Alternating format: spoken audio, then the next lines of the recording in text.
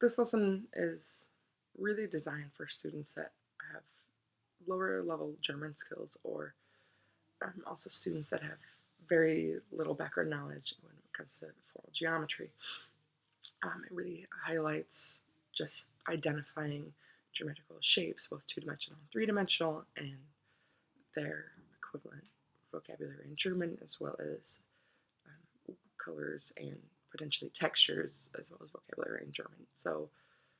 for advanced students, this is probably a less exciting lesson for them, but for students that are new to either end of the material, the math or the German end of it, I think it's a pretty effective way to get into the concept of combining the two curricular areas.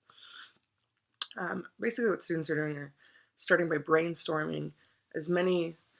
geometrical shapes as they can with academic terminology, and then using that to create kind of a glossary with figure drawings and examples, both so with the English term and then German translation and examples of it,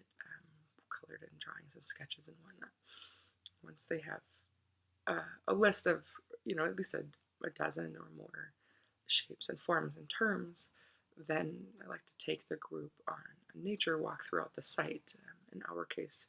we're located in a very wooded area with lots of paths and trails and different things right in the woods that we can see as we move between buildings and on site. But this could easily be done in a park or another specifically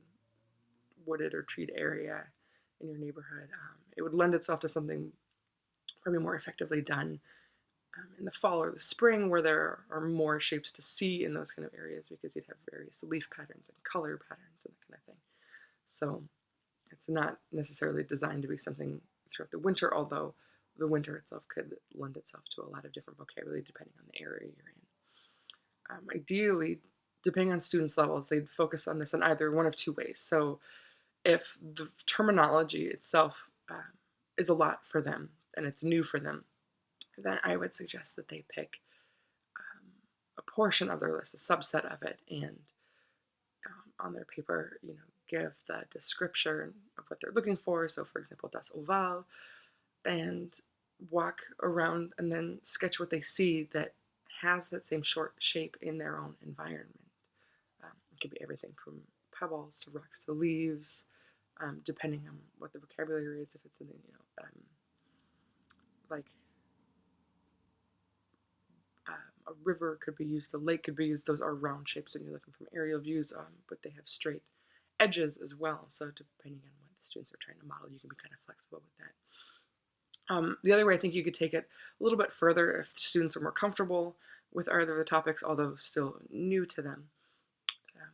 they could create what they had initially as their kind of visual glossary with examples in nature. So, if it's simple as having German and English vocabulary there with a formal geometrical sketch of the shape, and then examples of where they found that in nature as well on the same page. So instead of just focusing on the nature shapes that they found and associating them with the vocabulary, that they've got all three together. So you see the academic definition of, Dreieck, and then die Dreieck, and then find examples of it in nature where you can see that it's not necessarily going to have perfect straight sides or pointed corners at a certain angle, depending on what kind of triangle you're talking about, but that it has rounded edges because in nature things look different, or weather affects things, or on rocks, then you can use it a little bit to talk about the influence of time and weather over time, water over time, to change the shape of things or whatever. Or that's probably a little complex for some students, considering this is a beginning language level unit, but it does allow you to take it a little bit further if you have students that are looking for more of a challenge or a bit higher level than others in your same group.